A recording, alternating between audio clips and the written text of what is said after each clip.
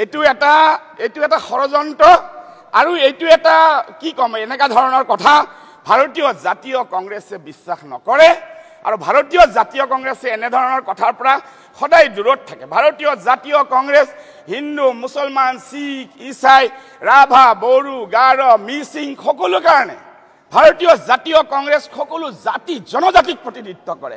ভাৰতীয় জাতীয় কংগ্ৰেছে এনেকা অনৈতিক কথা চিন্তা কৰাটো চিন্তাই কৰিব নোৱাৰে আৰু ভাবিবই নোৱাৰে।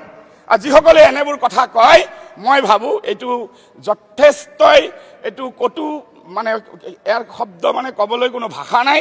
এনেধৰণৰ কথা ভাৰতীয় জাতীয় কংগ্ৰেছৰ কৰ্মীয়ে চিন্তা কৰিব নোৱাৰে।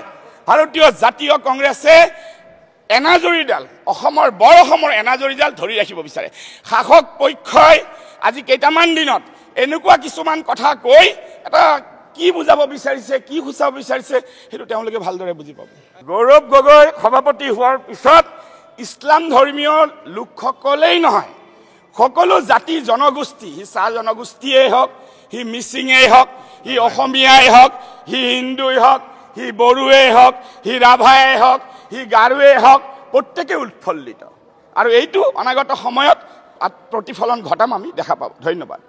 এইটো এটা ষড়যন্ত্ৰ আৰু এইটো এটা কি কম এনেকা ধৰণৰ কথা ভাৰতীয় জাতীয় কংগ্ৰেছে বিশ্বাস নকৰে আৰু ভাৰতীয় জাতীয় কংগ্ৰেছে এনে ধৰণৰ কথাৰ পৰা সদায় দূৰত থাকে। ভাৰতীয় জাতীয় কংগ্ৰেছ হিন্দু মুছলমান শিখ ইছাই ৰাভা বড়ো গাৰো মিচিং সকলো কাৰণে ভাৰতীয় জাতীয় কংগ্ৰেছ সকলো জাতি জনজাতিক প্ৰতিনিধিত্ব কৰে।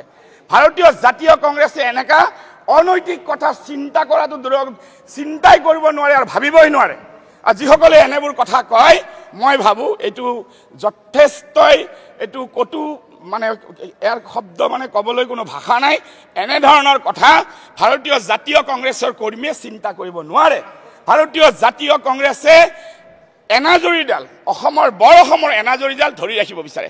শাসক পক্ষই আজি কেইটামান দিনত এনেকুৱা কিছুমান কথা কৈ এটা কি বুজাব বিচাৰিছে কি সূচাব বিচাৰিছে সেইটো তেওঁলোকে ভালদৰে বুজি পাব।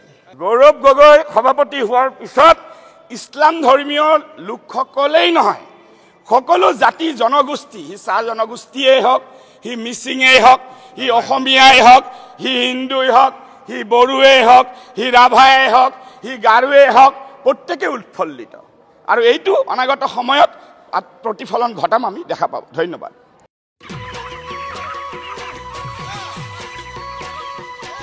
অতি কম দিনতেই একোটা এনেকুৱা হৈ যায়। মই যে বিয়মৰ দানা খুৱাওঁ আপোনালোকক বিয়মৰ দানা খুৱাওক আৰু কম দিনতেই অধিক মুনাফা লাভ কৰক।